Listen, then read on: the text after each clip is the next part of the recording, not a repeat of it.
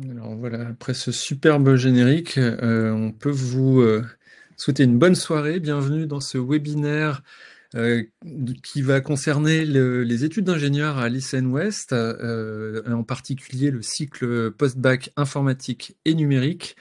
L'idée aujourd'hui, c'est de discuter avec les étudiants. Comment est-ce que nos étudiants voient ce cycle-là? Et puis vous pourrez leur poser toutes vos questions. Alors moi je suis Vincent Derrien, je suis le directeur de la communication. On a la chance d'avoir avec nous donc ce soir Coraline et Alban. Bonsoir Coraline. Et puis Bonsoir. bonsoir Alban. Donc Coraline qui est en deuxième année à l'ICN sur le campus de Brest et Alban qui est en troisième année lui. Bonsoir Alban. Bonsoir. Et voilà. Et donc sur le campus de Brest aussi, mais là c'est un petit peu particulier parce que tu es en apprentissage, donc dès ta troisième année, c'est une des possibilités à l'ICN aussi. Et donc là tu es à Quimper, plus près de ton lieu d'apprentissage. On en parlera bien sûr tout à l'heure. Donc l'idée c'est que vous puissiez leur poser des questions en direct et puis qu'on puisse y répondre. On a pour cela le chat qui est disponible ou l'onglet questions qui est en bas quelque part dans votre interface, en bas à droite a priori. Donc n'hésitez pas à poser vos questions, on y répondra par oral pour que tout le monde puisse en profiter. Tout d'abord, j'aimerais bien avoir une petite présentation rapide de vous deux. Coraline, peut-être, tu peux nous dire d'où tu viens, quelles étaient tes études au lycée, et puis quelles ont été tes spécialités, pourquoi tu es arrivée à l'ICN? Du coup, moi, je m'appelle Coraline, je viens de Concarneau, donc j'étais dans le lycée Saint-Joseph à Concarneau. J'ai pris les spécialités maths, physique et SVT du coup en première, et en terminale, j'ai gardé maths et physique. Du coup, je suis en cycle CIR, je suis en deuxième année du cycle CIR. Et j'ai Alors, choisi le cycle CIR, juste pour information, le CIR, c'était le cycle informatique et réseau, qui s'appelle aujourd'hui le cycle informatique et numérique. Donc, on va forcément parler du CIR à un moment donné. Ouais, et moi y compris. Hein. Mais donc, pour que tout le monde puisse comprendre, c'est le cycle informatique et numérique. Pardon, vas-y, Caroline. Et du coup, j'ai choisi ce cycle-là parce que c'était ce qui m'intéressait le plus dans les études. Je savais que j'avais envie d'avoir un diplôme d'ingénieur et l'informatique était ce qui m'intéressait le plus. Du coup, j'ai choisi ça. Ok, parfait. Donc on détaillera hein, évidemment le programme, ce que vous faites en première année, deuxième année, en info et puis dans les autres matières, parce qu'il n'y a pas que de l'info, évidemment. Alban, toi, c'était quoi ton profil en terminale?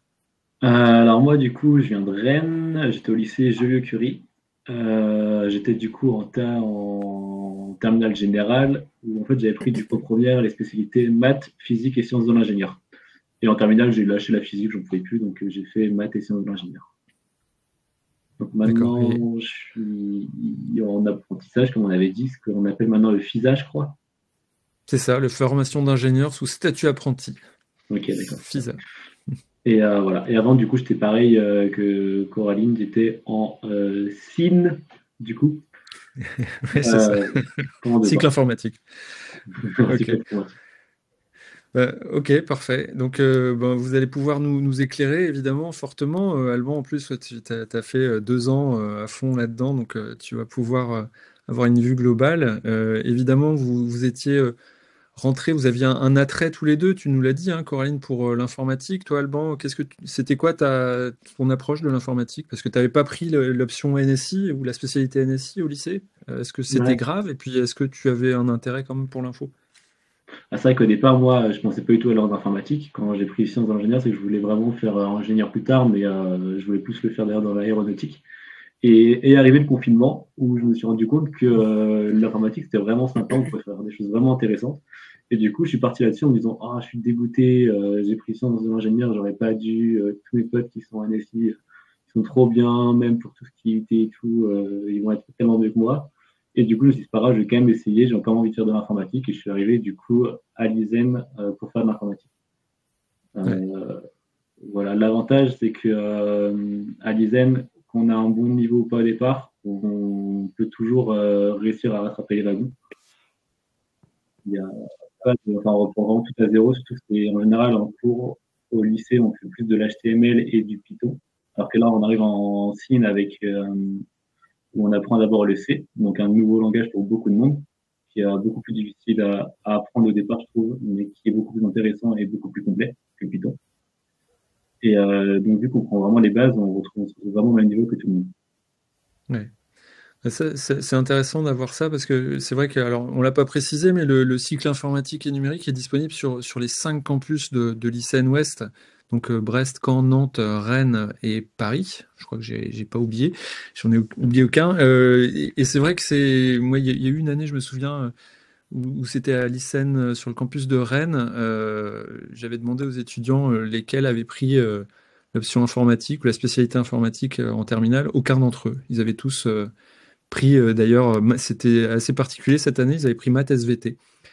Et ils étaient tous dans le même cas. Donc c'était une petite classe, ils étaient une 18, je crois, et ils avaient tous pris maths SVT. Donc c'est comme quoi, voilà, faut pas non plus se bloquer. Coraline, tu es aussi une preuve là-dessus qu'on n'a pas besoin forcément d'informatique avant d'arriver. On reprend de zéro, donc c'est bien d'avoir confirmé son intérêt pour l'informatique avec la spécialité, hein, mais c'est pas du tout obligatoire. Concrètement, comment ça se passe, les cours en première année, Coraline? Quand on est au lycée, comme j'imagine la plupart des internautes qui nous regardent, on a des cours, on a des DS, etc. Comment ça se passe quand on arrive dans l'enseignement supérieur, à l'ICN en particulier? Bah déjà, enfin, c'est pas tant différent que ça parce qu'on a toujours des DS. Seulement là, en première année, on les a tous les mardis matins. Donc chaque semaine, on a des DS de plusieurs matières. Et pour ce qui est des cours, je pense la grande différence par rapport au lycée, c'est surtout qu'on a la plupart du temps des cours de 2 heures. Donc c'est plus qu'en terminale, etc. Mais on s'y habitue assez vite. Enfin, moi, je m'y suis assez vite habituée et ça nous permet de plus nous concentrer pendant le cours, je trouve, de mieux s'intéresser au cours. Enfin, moi, j'ai préféré en tout cas. Et sinon, les horaires sont à peu près les mêmes, dans mon cas en tout cas, que ceux qu'on avait au lycée. Donc moi, ça m'a pas tant changé que ça. Ouais, d'accord. Toi, Alban, t'as bien vécu aussi ton passage en études supérieures? Non, moi, c'était génial, hein. Enfin, c'est sûr qu'avant, je faisais à peu près 1 heure de route par jour, donc j'avais des horaires inconcevables.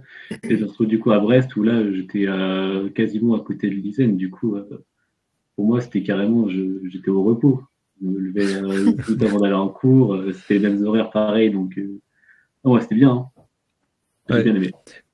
Il y avait alors, qu'est-ce que vous faites comme, c'est quoi un emploi du temps type? Parce que effectivement, dans le cycle informatique et numérique, on imagine qu'on fait de l'informatique, mais ça a quelle part vous avez quelle part d'informatique dans cette formation? Et c'est quoi les autres matières?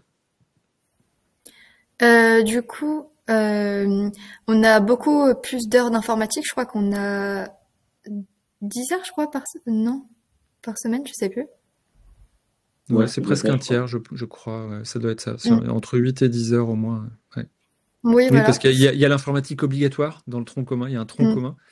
Donc vous avez Oui. déjà ça. Et puis en plus, on vous rajoute des cours d'informatique. Donc c'est vrai que vous en faites beaucoup.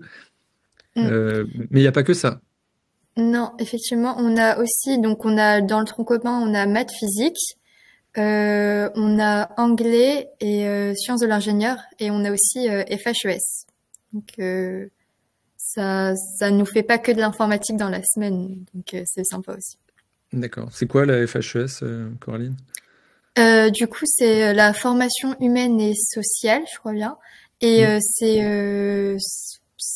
on apprend pas mal de choses. L'année dernière, on a appris à faire des discours.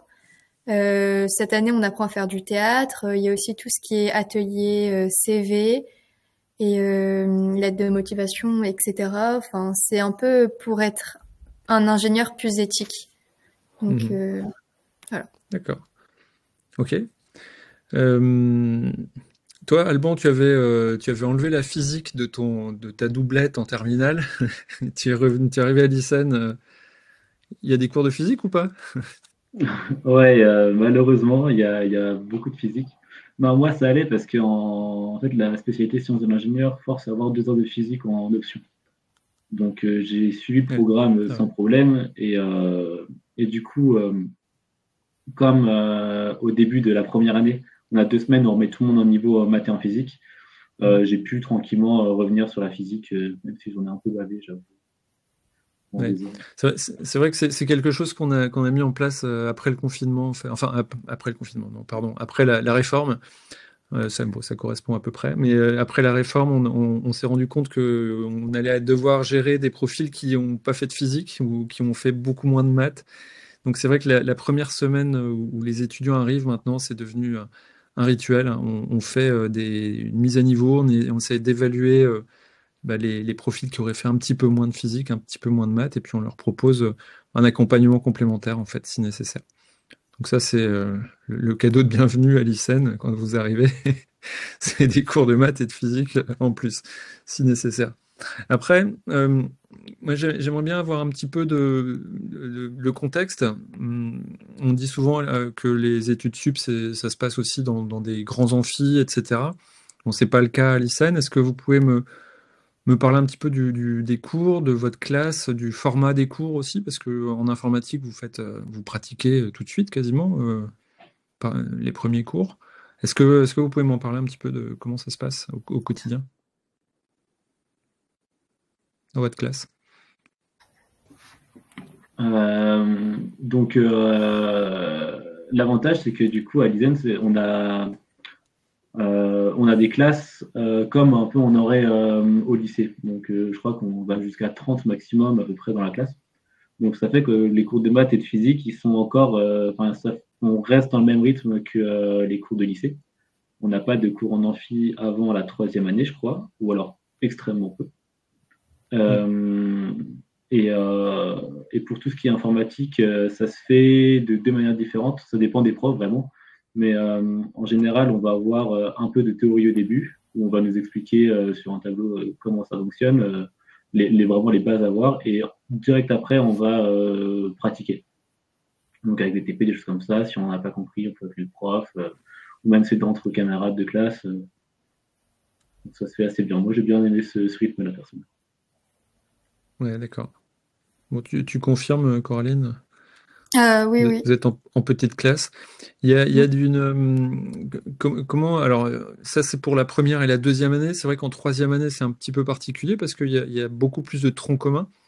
Alors, quand on ne fait pas l'apprentissage, on a des projets. Je ne sais pas si tu auras des projets également, Alban, cette année. Je ne sais pas comment ça se passe exactement pour les apprentis. Je suis pas sûr qu'on ait de projet en 3e année. Je crois qu'on en a plus tard, mais Ouais, c'est ça. 3e année, vu qu'on est en entreprise, ils considèrent qu'on fait tout le travail en entreprise. Ouais, de projet. Parce que voilà, en général, on a un projet qui est un projet de système complexe et puis un projet Big Data IA qui permet justement d'avoir. Bah, c'est un tronc commun. Donc, pour que tous les étudiants soient passés un petit peu par là, qu'ils aient entendu parler un peu d'intelligence artificielle, bah, c'est dans le tronc commun, on va dire, à partir de la troisième année. Donc là, c'est vrai que c'est un fort tronc commun, donc c'est un format un petit peu différent en troisième année, et ce format, il est fait pour mettre tout le monde à niveau, donc en général, c'est pas forcément le cycle informatique et numérique qui est remis à niveau, c'est plutôt les autres qu'on remet à niveau en informatique, pour pouvoir, enfin, pour que tout le monde puisse accéder à tous les domaines professionnels. Et ça, c'est la deuxième partie, c'est ce qu'on fait après le cycle informatique et numérique. Donc pour vos 2 dernières années d'études, vous allez devoir choisir un secteur d'activité, on va dire, que vous allez approfondir à l'ICEN. Est-ce que vous avez déjà choisi, vous, enfin, quelles étaient vos envies en arrivant? Et puis, est-ce que vous avez confirmé ces envies ou changé d'idée? On peut faire ce qu'on veut à l'ICEN, en fait, après la troisième année. Donc, c'est pour ça que je pose la question. Coraline, peut-être? Euh, Bah, du coup, moi, dans mon cas, je suis pas encore décidée entre deux spécialités, mais du coup, j'hésite entre la cybersécurité ou le développement de logiciels. Je sais pas encore, mais j'attends de voir au fur et à mesure des années. Ouais. Ok. Et toi, Alban, du coup? Alors moi, je suis arrivé à l'ISEN en voulant faire le DP, donc domaine professionnel, du développement de logiciels. Et je suis rendu à un stade où maintenant je ne sais plus ce que je veux faire parce que tout me plaît en fait maintenant, que ce soit l'IA, la cybersécurité, le développement de logiciels, le réseau, même les DP sur la finance, je dirais pourquoi pas finalement. Donc là, je suis vraiment perdu Ouais. cette année, je sais plus quoi faire. Ouais, c'est un peu le cas souvent quand on fait le cycle informatique et numérique, c'est qu'on a un bon niveau en sortant en fait du cycle informatique et numérique, c'est-à-dire on a un bon niveau en informatique, donc on peut l'appliquer à différents secteurs, quoi. Et c'est ça le dilemme qu'on a avec vos profils à la fin de troisième année en général. Vous pouvez aller aussi bien en robotique qu'en cyber, quoi. Et c'est bon. Donc du coup, toi, Alban, t'es en plus, ce qui t'a fait douter en plus cette année, c'est ton apprentissage. Tu peux nous en dire un petit peu plus. Donc c'est pas obligatoire l'apprentissage, hein. Je crois que cette année, on avait quand même pas loin de 30% des étudiants de troisième année qui sont en apprentissage. Donc on peut le faire après un cycle informatique et numérique, mais on peut aussi le faire ben, voilà, après un IUT, on revient à l'ICEN, etc. Il y a plein de solutions pour intégrer l'apprentissage. Est-ce que tu peux nous parler de ton alternance, Alban? Ouais, carrément. Donc, ouais, là, cette année, on a une énorme classe de SIPA, donc c'est comme ça que je les appelle, moi, les alternants, les SIPA. Donc, ouais, c'est la première fois qu'on a une assez grosse promo, on est 50, donc on est répartis en deux classes. Et moi, du coup, je travaille à l'hôpital de Quimper, où là, du coup, je suis dans la DSI, donc c'est le département des systèmes informatiques, et je m'occupe du réseau de tout l'hôpital de Quimper, mais de tous les hôpitaux du Finistère Sud en plus. Donc ça fait un peu de cybersécurité, un peu de réseau. Je fais je cherche beaucoup de boulots différents à faire, donc je vois tout un panel de possibilités. Ouais, d'accord. C'est intéressant. Après, toi, Coraline, tu me disais tout à l'heure que t'es pourquoi pas l'apprentissage après ton cycle informatique. Il y a des critères pour pouvoir faire de l'apprentissage? Oui, bah du coup cette année il y a les notes, donc forcément qui sont très importantes, et aussi bah forcément les heures d'absence ou le retard ou le comportement général qu'on a en classe. Et c'est pour ça que c'est décidé pendant le conseil de classe si oui ou non on peut être accepté en classe de SIPA. Après, il faut aussi trouver une alternance, mais en tout premier lieu, c'est surtout être accepté dans la classe. Voilà. Mhm. Toi, tu avais trouvé comment ton alternance, Alban? Alors moi, j'ai fait beaucoup d'entretiens pour trouver un peu partout. J'en ai trouvé à Nantes, à Angers, à Rennes, à Brest, à Quimper. Et en fait, j'ai été refusé partout à la fin Ah oui. parce que l'année dernière, c'était un peu particulier. Il y avait pas mal d'entreprises qui, au dernier moment, ne voulaient plus prendre alternant pour X ou Y raison. Et Oui. donc, j'ai eu beaucoup de chance avec Quimper. C'est que, en fait, moi, c'est passé par LinkedIn.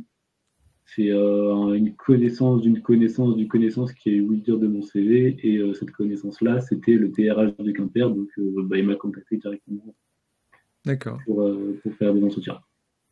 Voilà. Donc l'importance de la formation humaine aussi. Je sais pas si Ouais, vous avez complètement. parlé de LinkedIn, mais c'est vrai que le réseau, c'est aussi important. Mm. Ok, parfait. Aujourd'hui, ben, alors il n'y a pas beaucoup de questions. Si vous avez des questions, hein, n'hésitez pas. Les étudiants sont là pour ça. Moi, j'aimerais bien savoir bah, la vie à côté de l'ICEN. Qu'est-ce que vous faites? On parle souvent des clubs dans les écoles d'ingénieurs. Vous faites partie d'un club tous les deux. Coraline, tu peux m'en dire un petit peu plus sur le club dont tu fais partie? Du coup, moi, je fais C'est partie du club. Pardon. c'est obligatoire, hein, le fait Oui, c'est d'intégrer ça. un club, c'est ça? Mm. Et du coup, moi, je fais partie du club Ease Talk. Donc, c'est un club qui a été créé l'année dernière, il me semble.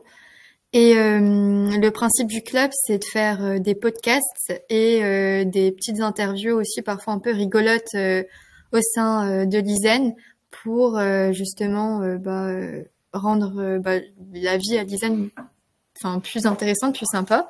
Et du coup, pour cela, moi, je suis dans le pôle communication. Donc moi, mon rôle, c'est de faire des stories et certains podcasts.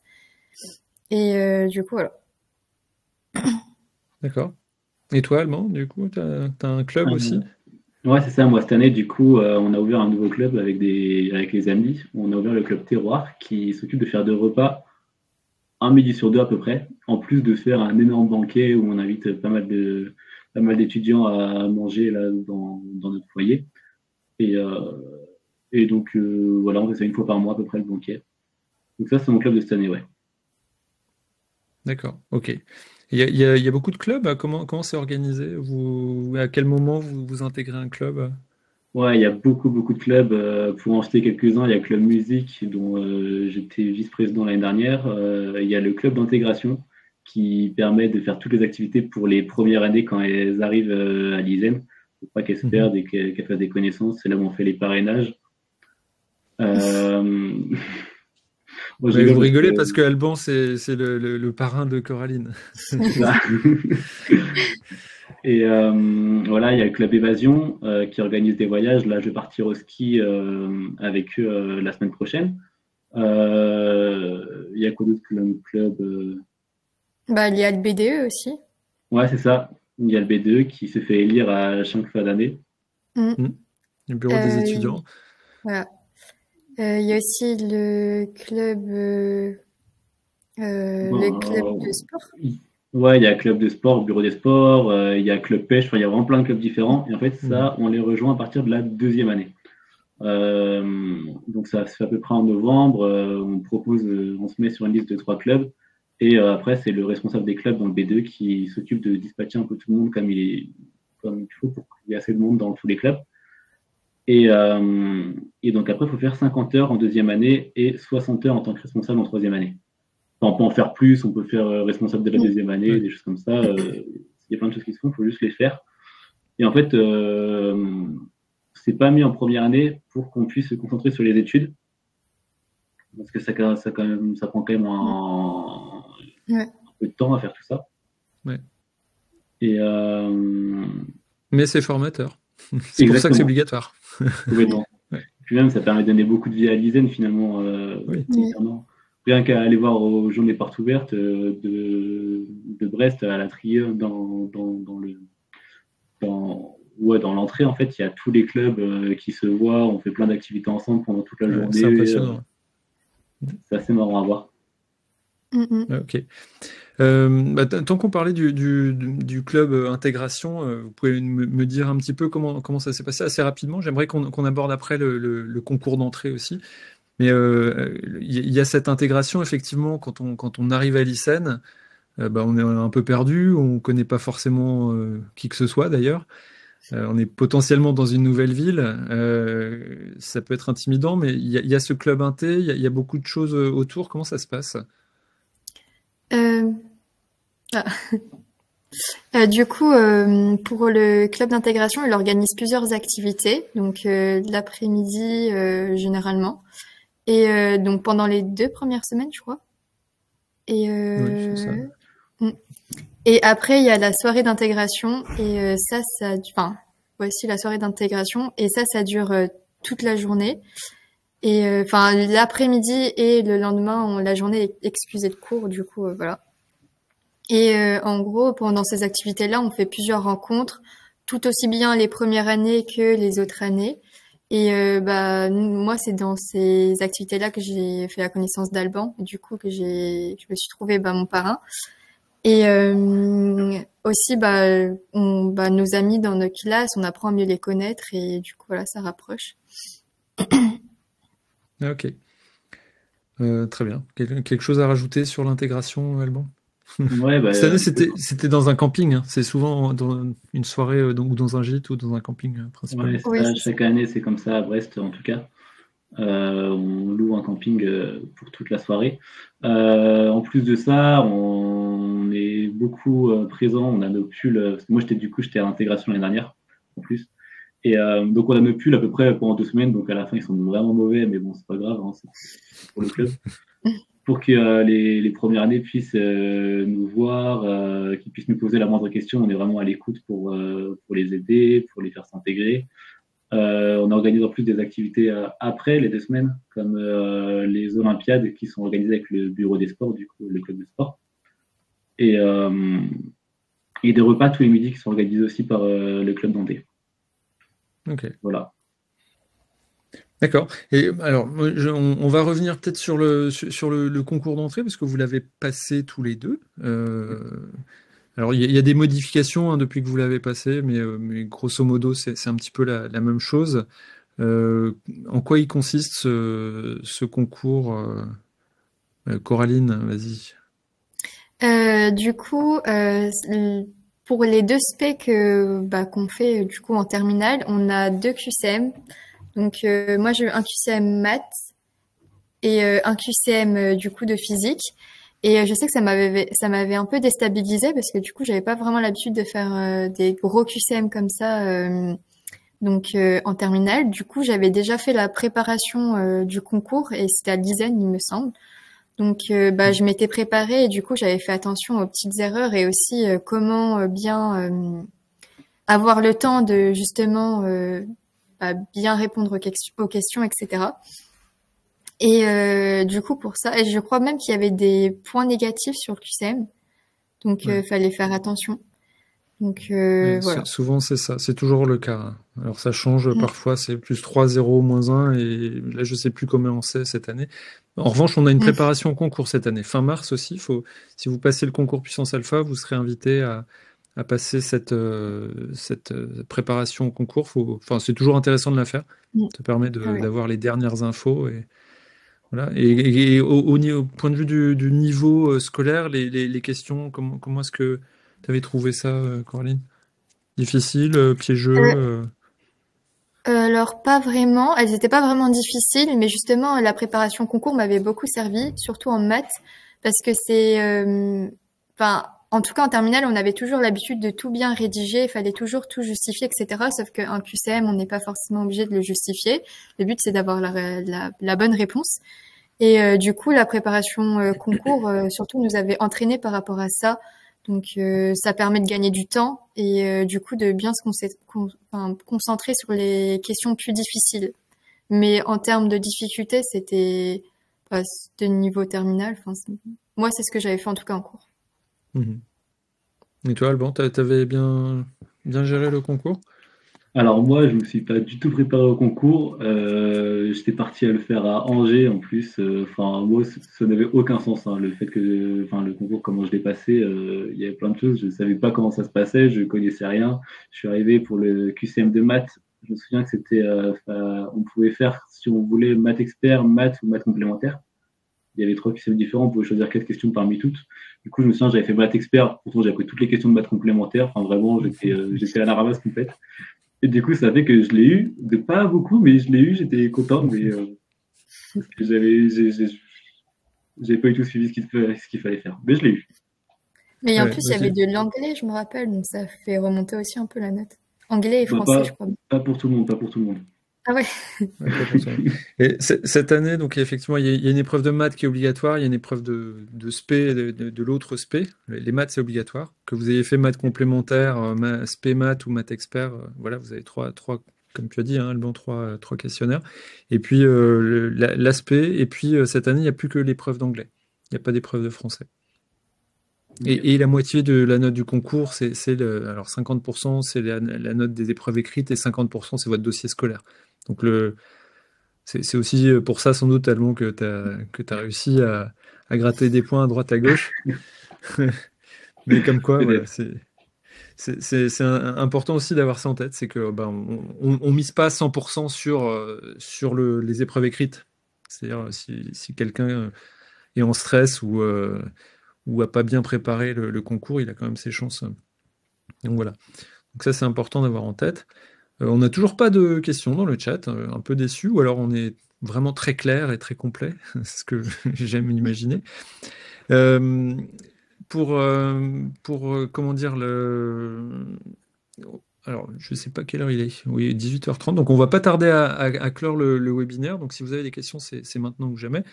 Est-ce que vous avez un dernier mot éventuellement? On attend une question pour convaincre nos lycéens que c'est le cycle informatique qui est le mieux pour eux.